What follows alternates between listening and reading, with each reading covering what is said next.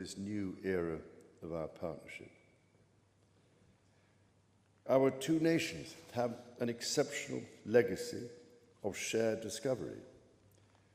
Together, we laid the foundations of nuclear science, mapped the human genome, and built the internet, upon which all contemporary commerce, communication, and defense is based.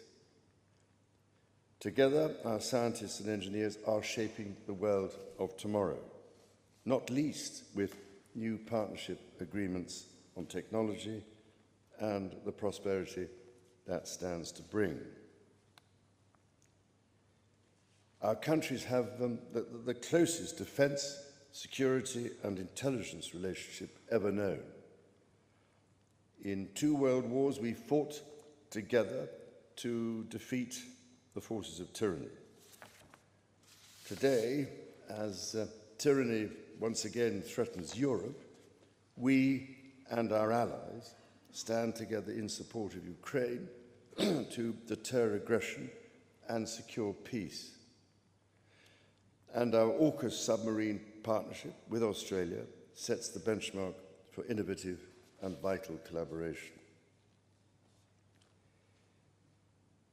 The successes of the British Redcoats and of George Washington's Continental Army today stand shoulder to shoulder, brothers and sisters in arms, protecting the freedoms we both cherish.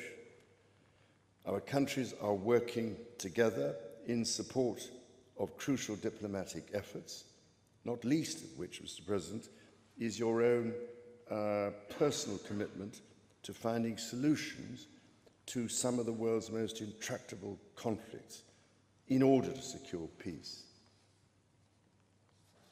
In striving for a better world, we also have a precious opportunity to safeguard and to restore the wonders and beauty of nature for the generations who follow us.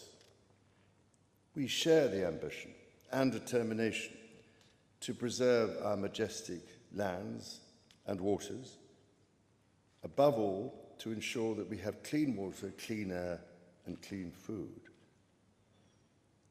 Our legacy for the next 250 years and beyond is to ensure that our children, grandchildren, and those who come after them can experience the awe and magnificence of the natural treasures found in the countryside, on the coasts, in the seas, and in the national parks established by your predecessors and mine. Mr. President, Mrs. Trump, the bond between our two nations is indeed a remarkable one. Forged in the fire of conflict, it has been fortified through our shared endeavours and burnished by the deep affection between our people. Tested time and again, it has borne the weight of our common purpose and raised our ambition for a better world. So, in renewing our bond tonight, we do so with unshakable trust in our friendship and in our shared commitment to independence and liberty. Therefore, as we celebrate this unparalleled partnership, allow me to propose a toast to President Trump and the First Lady, and to the health, prosperity, and happiness of the people of the United States of America.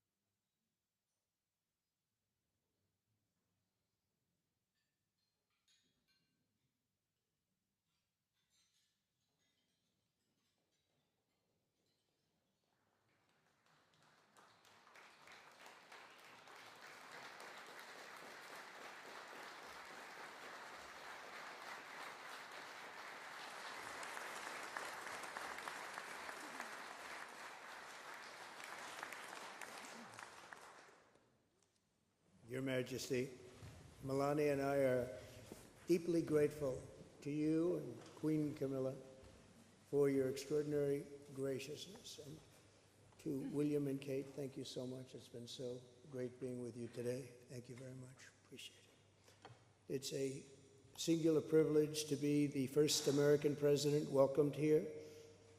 And if you think about it, it's a lot of presidents, and this was the second state visit, and that's the first, and maybe that's going to be the last time. I hope it is, actually. But this is truly one of the highest honors of my life.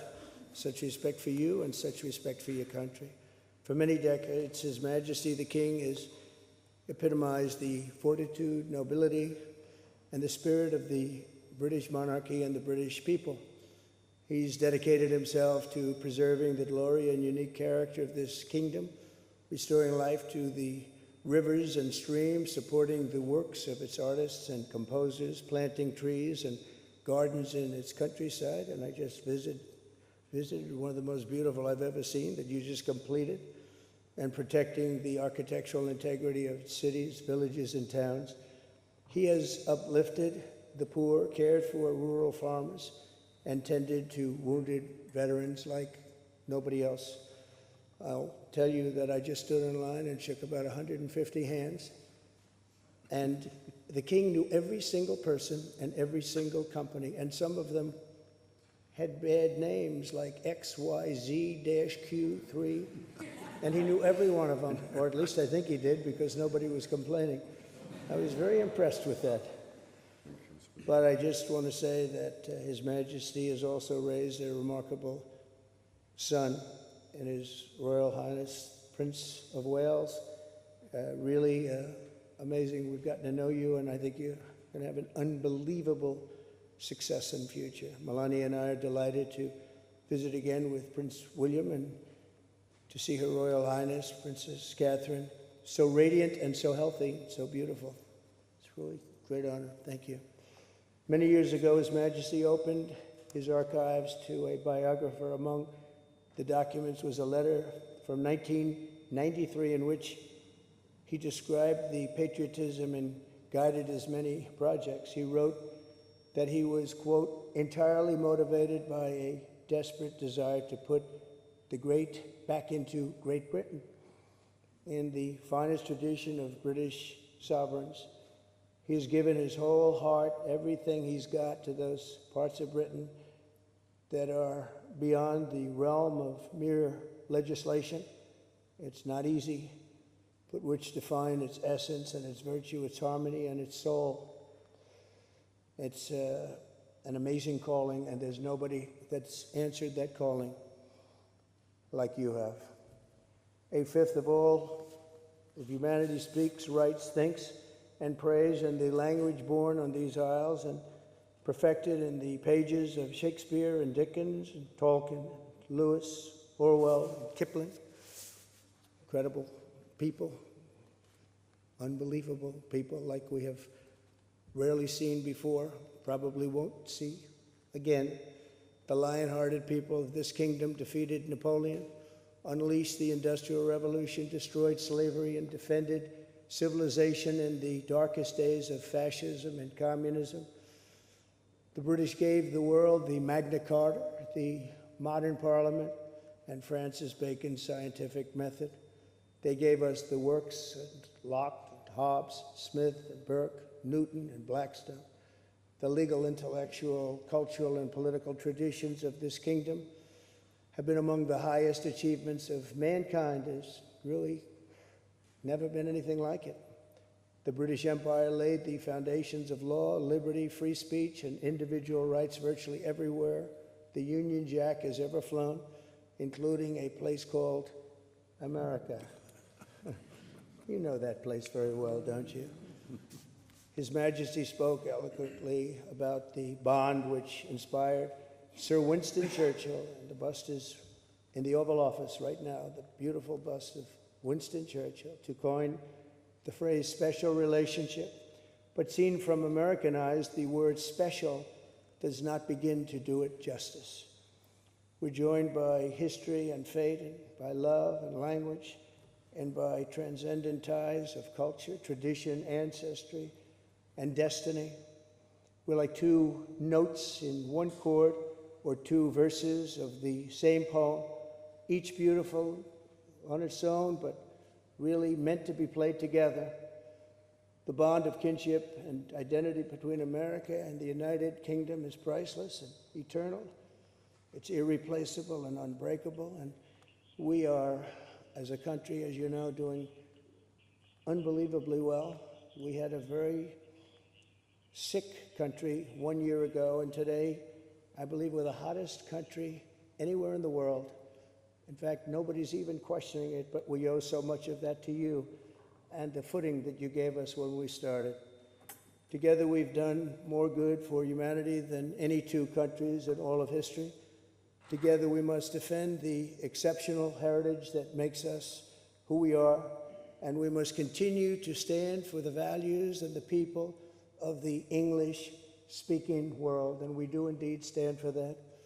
On behalf of all Americans, I offer a toast to one of the great friendships, to two great countries, and to His Majesty, King Charles III, a very, very special man, and also a very, very special queen. Thank you very much. Thank you. Thank you very much. It's a great honor to be with you.